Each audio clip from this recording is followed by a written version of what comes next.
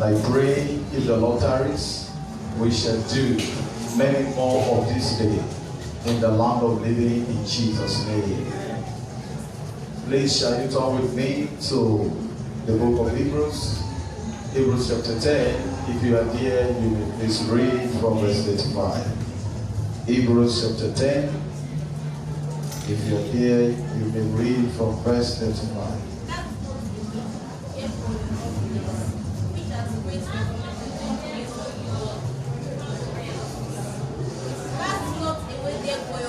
Proceed. Which has great recompense of reward. For ye have need of patience, that after ye have done the will of God, we might receive the promise. For here is the little while, and he that shall come will come, and will not tarry. Thank you very much. The Lord bless you in Jesus' name. Today, by the grace of God, we shall be speaking on a topic. Faith in God. Say to your neighbor, faith in God. Faith in God. Amen. Now, when we are talking about faith, we are talking about one's ability to believe in the unseen. Amen. You know, when they went to Jesus, when Thomas went unto him, and Jesus said unto him, he said, blessed are those who do not see, but believe. When we are talking about faith, faith is not talking about the sense knowledge. But today, most of us operate in the sense knowledge. We want to see things before we believe. But the faith we want to talk about this morning is faith that is talking about the revelation knowledge of God.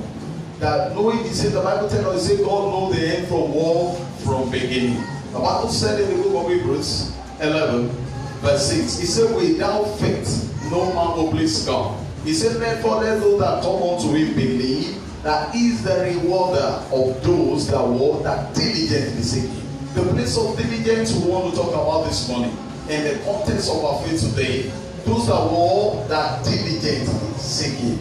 The Lord will bless us in the name of Jesus. From the scripture we read, the book of Hebrews chapter 10 verse 35, it says, cast not away your confidence. The confidence we are talking about this morning is faith. He said, cast not away your confidence, which have great recompense or reward. Amen and amen. And God is the faithful God. Is not a man that he should lie, or son of man that he should repent.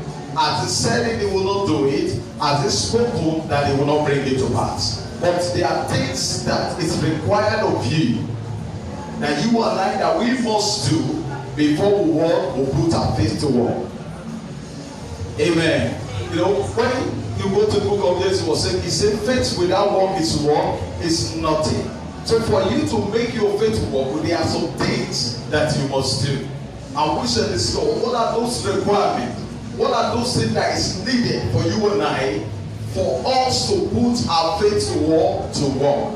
But it's not good to have faith alone without combining it with work. The two will make it work effect, and will make it work productive. I pray our faith shall be productive in the name of Jesus.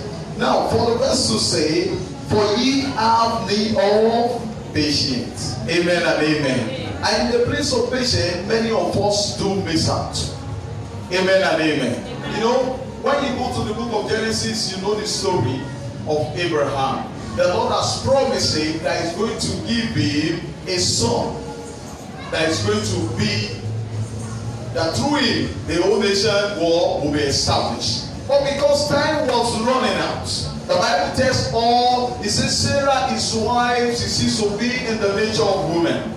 You know, she has grown and shrinking in age. You know, the place of patience, she's no longer convenient with it again. She can no longer go.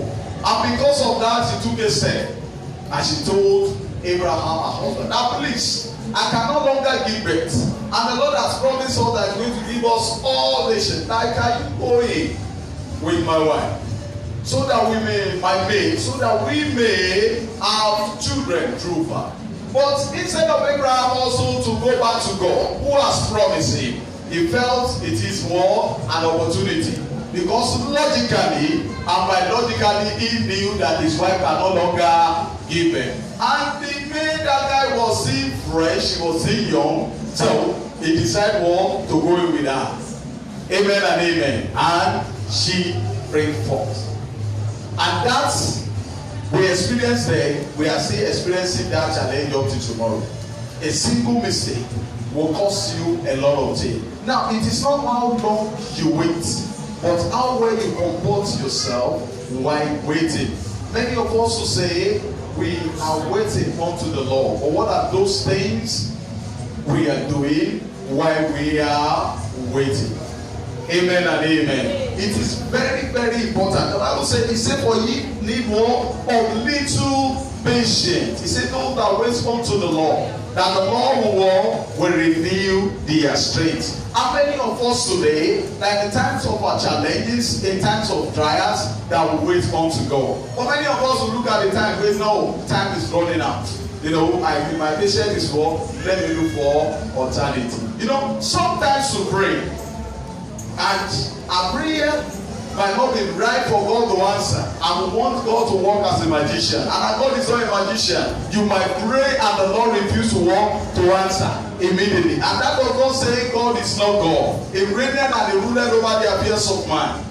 Amen and amen. Okay, when Jesus went to the Garden of Gethsemane to pray, and he saw the task ahead of him, the Bible says the nature of flesh came upon him. And he said, Father, if it is possible, let this cross wall pass over me. But he later submitted to say, Father, let thy will be done. In what we are passing through today, I will say unto God, Father, let thy will be done. He said, for ye need of patience, after ye have done the will of God. Amen. He said, while you are waiting, it is important that you do what? The will of God. Amen and amen. While you are waiting, it is important you do the will of God. He said, ye are my friend, if you walk, keep my commandment. We must strive in all ways to walk, to keep the commandment of the Lord. So our faith must back up with walk and trust God. He said, for ye need little of patience, after ye have done the will of God. He said, for yet a little while, and that shall come, and he will not walk, he will not tarry. God is not a man that he should lie, or son of man that he walk, that he should repent. But God expects the pace of what being diligent. You must be diligent in everything you are doing. And that diligence will take you your own part. Don't come into its own, and it is expected you also to walk, do your own. I pray the grace to wait unto God. In everything we do, the Lord will give us in the name of Jesus. You know where most of us miss up? Before we do a thing, we will do it ourselves, use our sense knowledge. After we begin to experience challenges, we now go back to God. We now ask God, why me? Why is this world happening? But instead of us to ask God first, you know, when the people with the Philistine came, they took everything they did, the wife and every other thing. But before he take a step, the Bible tells us that he inquired from the Lord. He said, shall I go? Will I? And the Lord said, go. He said, pursue. You will meet. You will recover everything they have taken. And the Bible said he went, he recovered everything, and he brought spoils of war that he had to share with many. And as many who did not went with him, he also shared with them. I pray the Lord will help us in the name of Jesus. Because of our time, he said that which he said he would do, he will do. And everything the Lord has said in your life, the Lord will bring it to pass in the name of Jesus. I also want to use this video to welcome the newest couple in our midst. Please let's give the Lord a clap.